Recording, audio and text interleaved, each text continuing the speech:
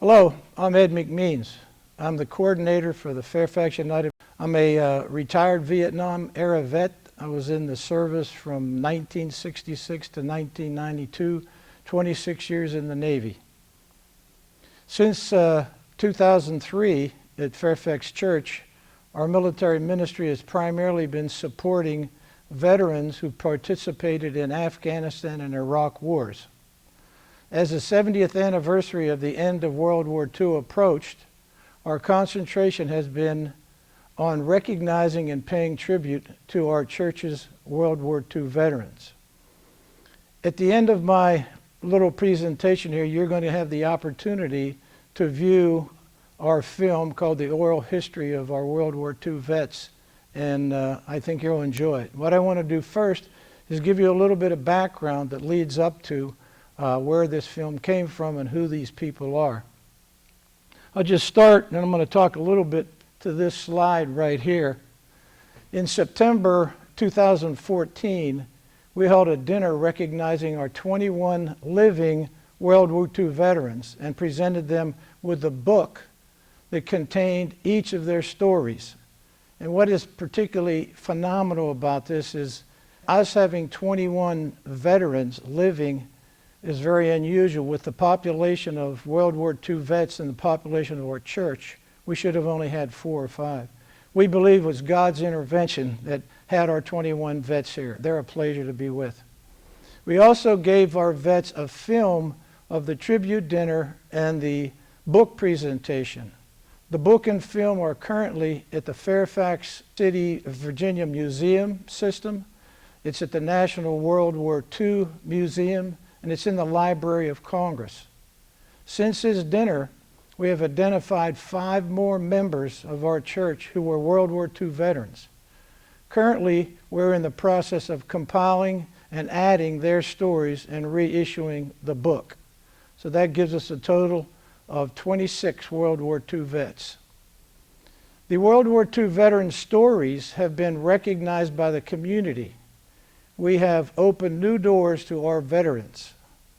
The World War II veterans have been invited to support local schools by attending and adding to their World War II history classes, and have been recognized by the local Rotary Club, VA posts, the City of Fairfax, the County of Fairfax, and other organizations. As mentioned, the book tells the individual stories of each veteran. Considering the ages of these wonderful World War II vets, we thought it'd be appropriate to build an historic archive reflecting their collective contributions.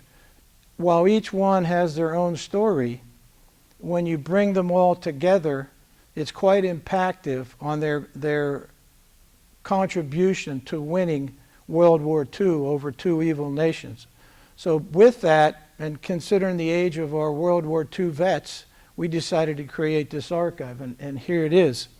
Currently it's in the Fellowship Hall, and it will be moved to, at some appropriate date, to the Fairfax City Museum. I'm just going to touch on a few points of this archive. It's 4 foot by 7 foot. I don't think you can see the whole thing. The 2 main parts of it are these 2 brass plaques. They weigh about 70 pounds together. This brass plaque shows the etched signatures of each one of our, at the time, 21 living vets. And it says, America's Greatest Generation Band of Brothers. It has the pictures of all 26 of them surrounding it. It's called the World War II Heroes. Here we have a poem that was written by an individual from our church. It's entitled A Prayer and Poem of Solemn Gratitude. Here we have all the badges from all the different groups that they served in. Here is a plaque showing the various campaigns they were in. This talks about World War II by the numbers, which is kind of phenomenal. There were 70 million people that died in that war. It truly was a world war. At the top, I don't know if you can see it, there's a flag that flew over the U.S. Capitol that was provided by the Representative Connolly, our local congressman. And I just want to move down to the bottom here and go across. These are the medals that were won by these 21 individuals. We had more than one Bronze Star winner. However, there's just one medal, regardless of how many. Some from Belgium, other countries recognizing our people, some from the Philippines. Just quite an array of medals that these men and one woman earned. This is a blow-up of one of the brass plaques in the archive. And what its purpose is, it shows the Atlantic Theater, the Pacific Theater, which are the two main theaters of war during World War II, and the various campaigns and battles that the men and one woman from our church actually served in. It virtually covers every part of the world where there was war. Not every single campaign, not every single battle, but the vast majority. So our 21 vets plus the 5 that we are still working on clearly made a significant impact as a group on winning World War II.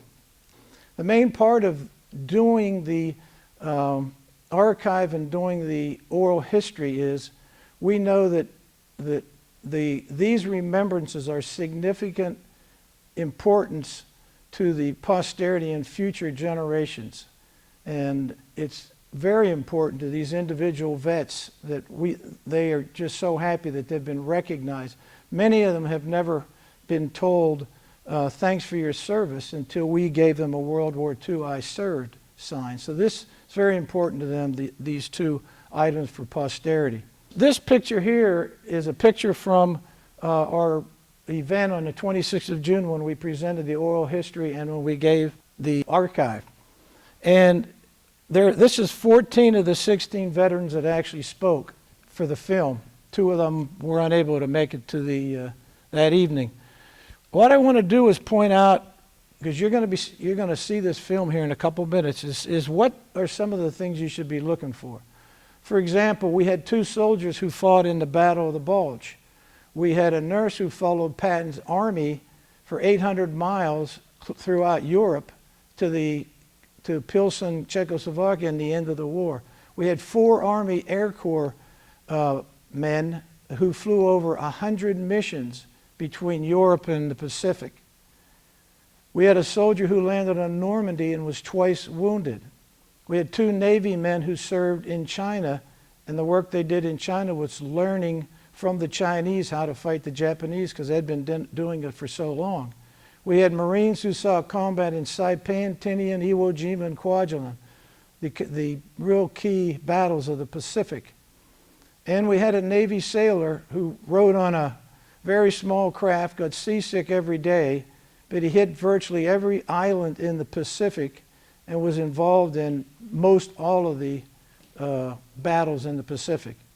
Now, ladies and gentlemen, we present the Fairfax United Methodist Church Veterans Oral History film of their experiences during World War II. I know you're going to love it.